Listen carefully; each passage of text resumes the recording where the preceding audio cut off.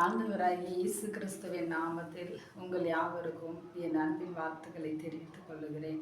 இன்றைய நாளிலும் நாம் தியானிக்கும்படியான வேத வசனம் அப்போஸ்தலனாகிய யோவான் எழுதின சுவிசேஷம் 7ஆம் அதிகாரம் அதன் 18-19 வசனம்.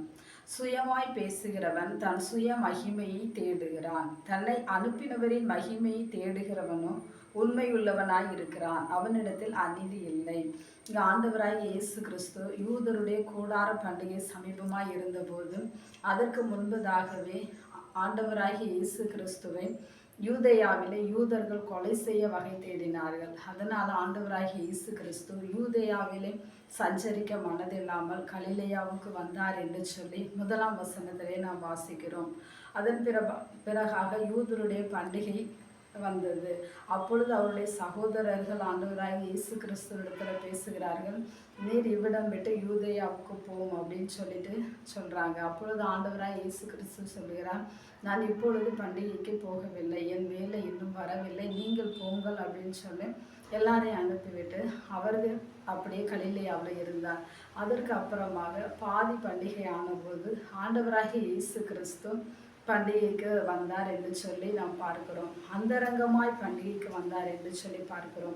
அப்படி வரும்போது ஜனங்களுக்கு அநேக காரியங்களை குறித்து பேசி கொண்டு இருக்கிற போது இந்த வசனத்தை ஆண்டவராகிய இயேசு கிறிஸ்து அவர்களோடு பேசுகிறார். என்ன பேசுகிறார் என்றால், சுயமாய் பேசுகிறவன் தன் சுய மகிமையை தேடுகிறான், தன்னை அனுப்பினவரின் மகிமையை தேடுகிறவனோ உண்மை உள்ளவனாய் இருக்கிறான் அப்படின்னு சொல்லி இந்த உண்மையை குறித்து நாம் பார்ப்போமானால், நாம் வாழுகிற உலகத்திலே உண்மைக்கு மாறானது பொய் என்பது நமக்கு தெரியும். நம்முடைய தேவன் சத்தியம் உள்ளவர். ஆனால் பொய் என்பது பிசாசினுடைய கிரியையாக இருக்கிறது, பிசாசாக இருக்கிறான் அப்படின்னு சொல்லிட்டு பார்க்கும்போது நாம் இந்த உலகத்திலே அநேக காரியங்களிலே பொய் பேசி வாழ்ந்து கொண்டு இருக்கிறோம். பொய்யான கிரியைகளை அநேக ஜனங்கள் நடப்பித்து கொண்டு இருக்கிறார்கள். அதையெல்லாம் அறிந்த ஆண்டவராய் இயேசு கிறிஸ்து சொல்லுகிறார், சுயமாய் பேசுகிறவன் தன் சுய மகிமையை தேடுகிறான். ஆண்டவராய் இயேசு கிறிஸ்து இந்த பூமியிலே வாழ்ந்த நாட்களிலே அநேக இடங்களிலே சொல்லியிருக்கிறார், நான் என் சுயமாய் பேசவில்லை, நான் என் சுயமாய் பேசவில்லை, சுயமான கிரியைகளை செய்யவில்லை என்று சொல்லி அநேக இடத்துல அவர் பேசியிருக்கிறதை நாம் பார்ப்போம். அப்படியானால் அவர் எதை பேசினார் என்று சொல்லி பார்ப்போமானால், தன்னை அனுப்பினவரின் கிரியையை நடப்பித்தார். தன்னை அனுப்பின பிதாவினுடைய சித்தத்தையே முழுவதும் செய்தார். பிதாவினுடைய சித்தம் முழுமையாய் செய்யப்பட வேண்டுமானால் இயேசு கிறிஸ்துவ சுயமாய் ஒன்றுமே செய்யக்கூடாது.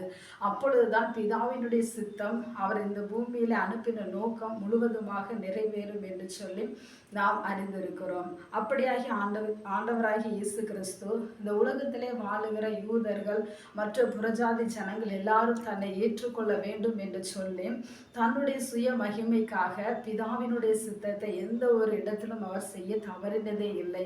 பிதாவினுடைய சித்தம் செய்வதனால் அவருக்கு என்ன கிடைத்தது என்று சொல்லி பார்ப்போமானால், ஆண்டவராய் இயேசு கிறிஸ்து ஒரு இடத்துல சொல்லுகிறார், நான் உங்களுக்கு சத்தியத்தை சொன்னதினாலே சத்ருவானேனோ அப்படின்னு சொல்லிட்டு. இங்க என்ன பார்க்கிறோமானால், ஆண்டவராகிய இயேசு கிறிஸ்து பிதாவினுடைய காரியங்களை ஜனங்களுக்கு போதிக்கும் பொழுது ஜனங்கள் அவர்களை வெறுத்தார்கள், அவரை எதிர்த்தார்கள் என்று கொலை செய்ய தேடினார்கள் என்றும் கூட பார்க்கிறோம். ஆனாலும் ஆண்டவராகிய இயேசு கிறிஸ்து அதை குறித்து கவலைப்படவே இல்லை. அவர் தன்னை அனுப்பினவரின் மகிமையை உண்மையாக தேடினார். அனுப்பினவரின் மகிமையை தேடுகிறவனே உண்மை உள்ளவனாய் இருக்கிறான் என்று சொல்லி ஆண்டவராகிய கிறிஸ்து உண்மை உள்ளவராக இருந்தார். அவனிடத்தில் அநீதி இல்லை என்று சொல்லி பார்ப்போம். ஏனென்றால் இவர் சுயமாக ஒரு கிரியைகளையுமே செய்யவில்லை. பிதாவாகி தேவனுடைய சித்தத்தை முழுவதுமாய் நிறைவேற்றினபடியினால் அவரிடத்தில் அநீதியே இல்லை. அவர் நீதி உள்ளவராய் வாழ்ந்தார்.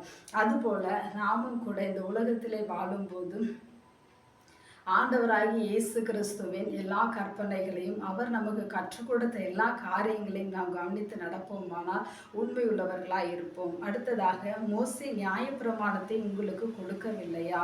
அப்படி இருந்தும் உங்களில் ஒருவனும் அந்த நியாயப்பிரமாணத்தின்படி நடக்கிறதில்லை, நீங்கள் ஏன் என்னை கொலை செய்ய தேடுகிறீர்கள் என்றார்.